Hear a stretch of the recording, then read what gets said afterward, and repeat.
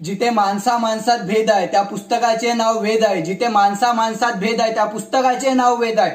जिथे प्रत्येक व्यक्ती समान आहे त्या ग्रंथाचे नाव संविधान आहे। त्या ग्रंथाचे नाव संविधान आहे। आजच्या कार्यक्रमाचे माननीय अध्यक्ष महोदय, बसलेले विचारवंत आणि माझे प्रिय प्रेक्षक, नमस्कार। मी जावेद रफिक शेख, यशवंत महाविद्यालय वर्धा येथील विद्यार्थी, स्पर्धेचा विषय मांडत आहोत भारतीय संविधान आणि मानवाधिकार।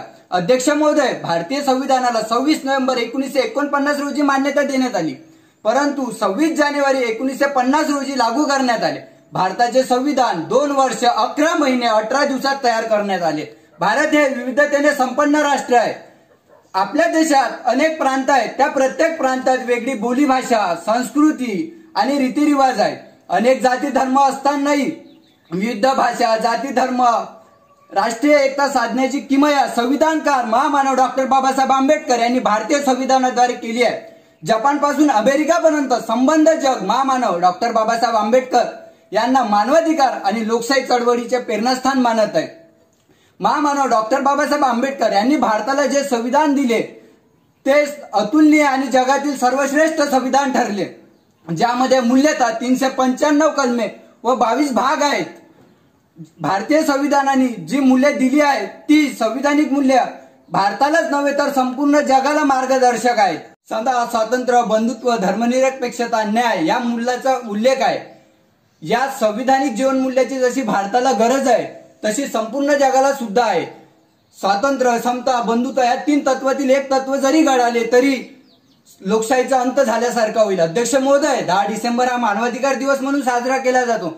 मानवाधिकार हे असे अधिकार आहेत जे प्रत्येक व्यक्तीला मूलभूतरित्या मानवी तत्वाच्या आधारावर प्राप्त होतात। तथापि कोणतीही शासन व्यवस्था, न्याय व्यवस्था अथवा कुठलीही इतर व्यवस्था मानवाधिकार प्रदान करत नसून जगातील सर्वच मानवांना मानवाधिकार त्याच्या अस्तित्वामुळे प्राप्त होतात। मानवाधिकार जन्मसिद्ध अधिकार असल्याने ते प्रत्येक व्यक्तीला त्याची जात, पंथ, रंग, भाषा, धर्म, लिंग, स्त्री अथवा पुरुष, राष्ट्रीयत्व आणि इतर कोणत्याही स्थितीचा विचार न करता प्रदान झालेले असतात।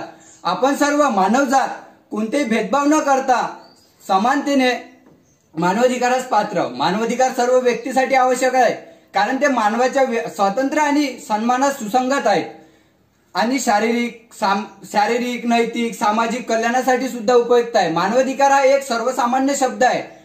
त्यामध्ये नागरिकाचे अधिकार, नागरिकाचे स्वातंत्र्य, सामाजिक, आर्थिक हक्क याचा समावेश होतो। सर्व लोकांना मानवतेच्या मूल्यावर प्राप्त असलेले सर्व अधिकार हे मानवाधिकार आहे। 1. कोणतेही हॉटेल लहान असो किंवा 5 स्टार असेल तरी आपण विनामूल्य पाणी पिऊ शकतो, वॉशरूमचा वापर करू शकतो। 2. शिक्षणाचा अधिकार। 1 एप्रिल 2010 रोजी मुलासाठी मोफत आणि सक्तीचे शिक्षणाचा कायदा संपूर्णपणे लागू झाला। कायद्याअंतर्गत 6 ते 14 वर्ष वयोगटातील सर्व मुलांसाठी शिक्षण पूर्णपणे विनामूल्य सक्तीचे केले गेले। 3.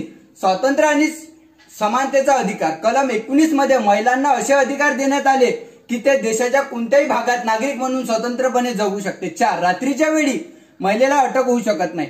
सेक्शन 46 नुसार जर महिलेने कोणताही गुन्हा केला असेल तर तिला सायंकाळी 6च्या नंतर आणि पहाटे 6च्या आधी तिला अटक करता येत नाही। 5. गर्भवती महिलेला नोकरीवरून काढून टाकता येत नाही। 6.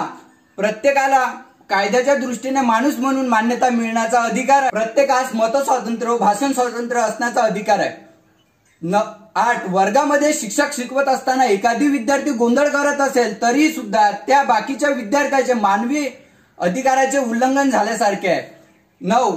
वाजवी मर्यादा असलेल्या कामाचे तास व ठराविक मुदतीपणे पगारी सुट्ट्या धरून प्रत्येकास विश्रांती व आराम मिळण्याचा अधिकार आहे। शेतकरी आंदोलन। जगामध्ये भारत हा कृषी प्रधान देश म्हणून ओळखला जातो, तरी सुद्धा शेतकरी हा आज रस्त्यावर उतरलेला दिसतो। एका दाण्याचे 100 दाणे करण्याचे त्यामध्ये शक्ती आहे, तरी सुद्धा त्याच्या कौशल्याची जाण होत नाही। जागतिक पातळीवर आंदोलनाची दखल होत आहे।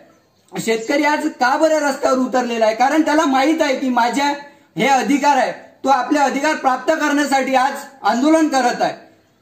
केंद्र सरकारने जे 3 कायदे काढलेले आहेत त्याच्यावर तो आज त्याला असे वाटत आहे की त्याच्या अधिकाराचे उल्लंघन होत आहे, म्हणून तो आज आपले अधिकार प्राप्त करण्यासाठी रस्त्यावर उतरलेला आहे। काम करण्याचा अधिकार, सामाजिक सुरक्षतेचा अधिकार, शारीरिक आणि मानसिक आरोग्याचा अधिकार इत्यादी हे अधिकार आपल्यासाठी आहेत, ते आपलेच अधिकार आहेत।